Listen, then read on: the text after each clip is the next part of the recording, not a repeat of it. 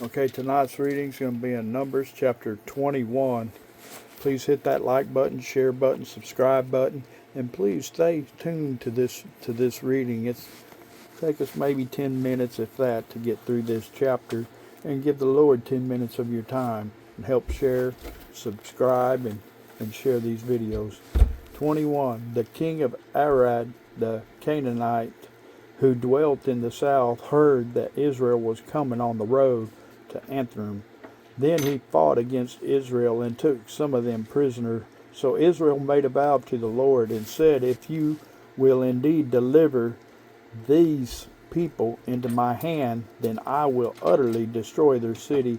And the Lord listened to the voice of Israel and delivered up the Canaanites, and they utterly destroyed them and their cities.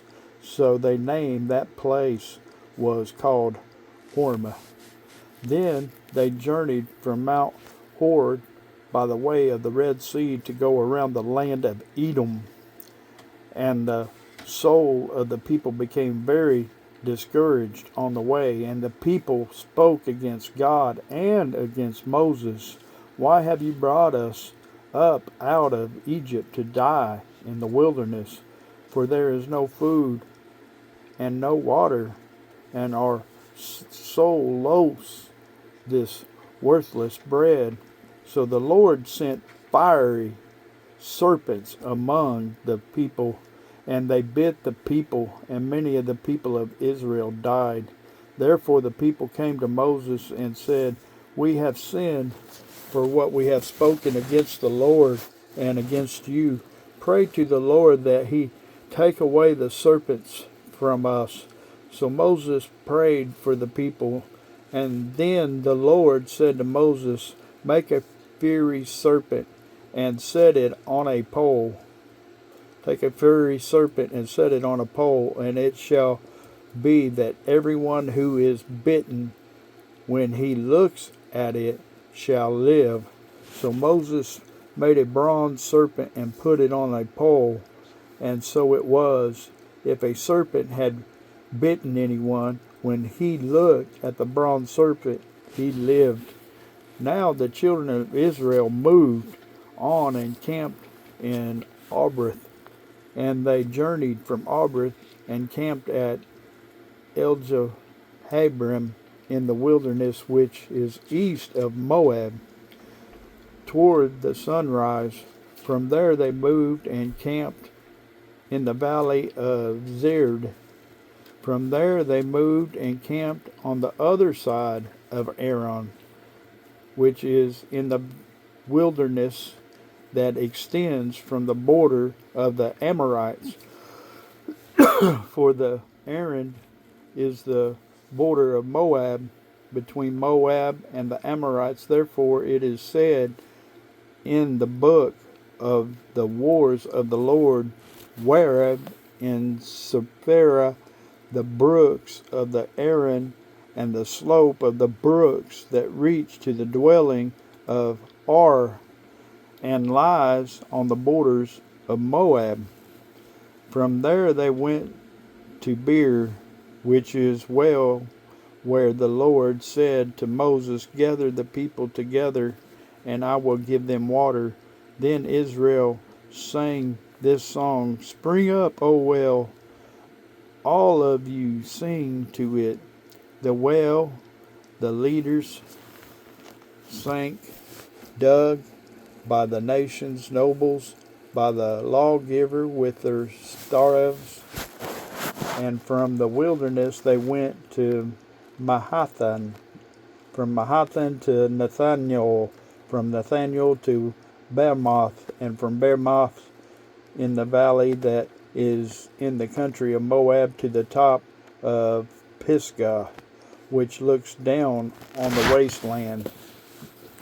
Then Israel sent messengers to Sihon, king of the Amorites, saying, let me pass through your land. We will not turn aside into fields or vineyards. We will not drink water from wells. We will go by the king's highway until we have passed through your territory.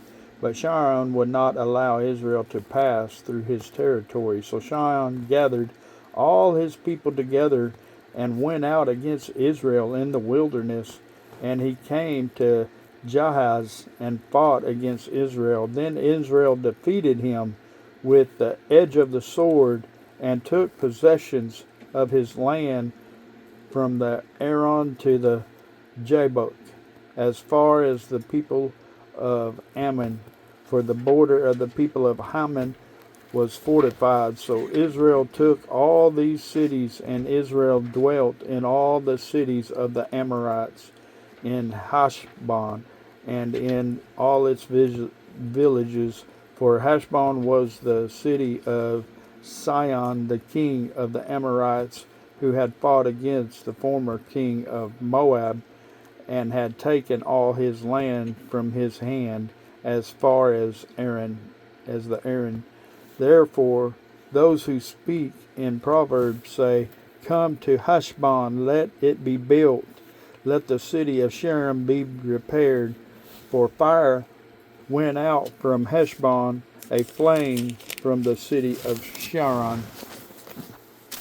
It consumes Ar of Moab, the Lord of the heights of the Aron. Woe to you, Moab!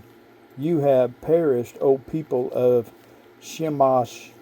He has given his sons as fugitives and his daughters into captivity to Sharon, the king of the Amorites.